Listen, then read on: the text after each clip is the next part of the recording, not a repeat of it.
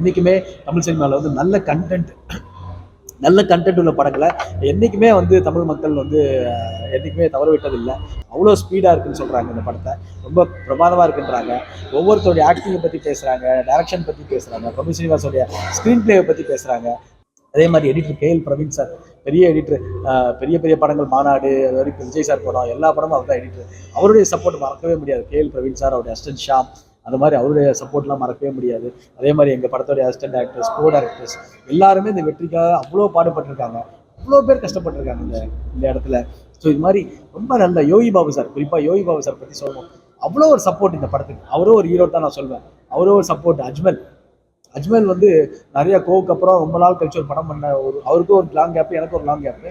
But எங்கள் 2 பேருக்குமே ஒரு வெற்றியை கொடுத்துருக்காங்க அந்த மக்கள். ஸோ ரொம்ப சந்தோஷமாக இருக்குது எனக்கு. அதுவும் என்னுடைய இத்தனை வருஷம் ட்ராவல், இத்தனை வருஷம் போராட்டத்துக்கு எனக்கு கிடைச்ச வெற்றி வந்து நான் எப்படி நினைக்கிறேன்னா, ஒவ்வொருத்தருக்குமே, ஒவ்வொரு ஹார்ட் ஒர்க் பண்ணுறவங்களுக்கு, ஒரு தொழிலை நேசிக்கிறவங்களுக்கு கண்டிப்பாக அந்த வேலையை தொடர்ந்து முயற்சி பண்ணிக்கிட்டே இருந்தால் கண்டிப்பாக என்னைக்காவது ஒரு நாள் வெற்றி கிடைக்கின்றது.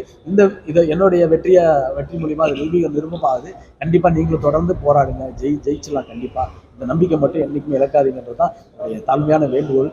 அண்ட் என்னுடைய டீமுக்கு தான் நன்றி சொல்லணும் சார். நீங்கள் ஒரு வாரத்துக்கு 10 படங்கள், 8 படங்கள், 10 படங்கள் வரத நாம எல்லாருமே சேர்ந்து, நாங்களும் தயாரிப்பாளர் சங்கத்தில் இருக்கோம், எல்லா அமைப்புகளும் சேர்ந்து தயாரிப்பாளர் சங்கத்தில் இருந்தாலுமே மற்ற பிரச்சனைகள் சொல்லும் போது நாம இப்போ இருக்கிற கரண்ட் சினாரியா பார்க்கும்போது அது எங்களுக்கு தெரியுது. அதான் பேசிக்கிட்டு இருந்தோம். இனிமேலாவது எல்லாருமே வந்து சேர்ந்து ஒற்றுமையா இருந்து எந்தவித ஈகோவும் பார்க்காம எல்லா அமைப்புகளுமே, இங்க இருக்கிற எல்லா அமைப்புகளுமே ஒன்று சேர்ந்தா கண்டிப்பா அந்த ரிலீஸ் ரெகுலேஷன் கமிட்டியை முதல் வேலையை அதை பண்ணணும்.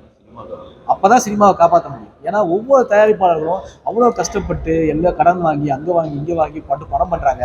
அந்த படத்தை எடுத்துட்டு அந்த படத்தை கொண்டு போய் தியேட்டரில் வைக்கிறதுக்கு எல்லா இடத்துலையும் போய் கை கட்டி நின்று இந்த படத்தை கொண்டு போங்கன்னு சொல்லி அவ்வளோ ஒரு மோசமான நிலைமையில இன்னைக்கு இருக்கு.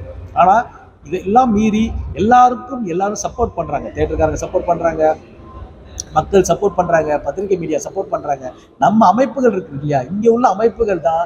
இங்க ஒரு சின்ன ஈகோல நம்ம தமிழ் சினிமாவில் பல போட்டிகள், பல பொறாமைகள்ல நாம யார் பாதிக்கப்படுறாங்கன்னா படம் எடுக்கிற தயாரிப்பாளர்கள் பாதிக்கப்படுறாங்க. ஸோ இந்த மாதிரி தான் அது ரொம்ப ரொம்ப கவலையான ஒரு சூழ்நிலையா நான் நினைக்கிறேன்.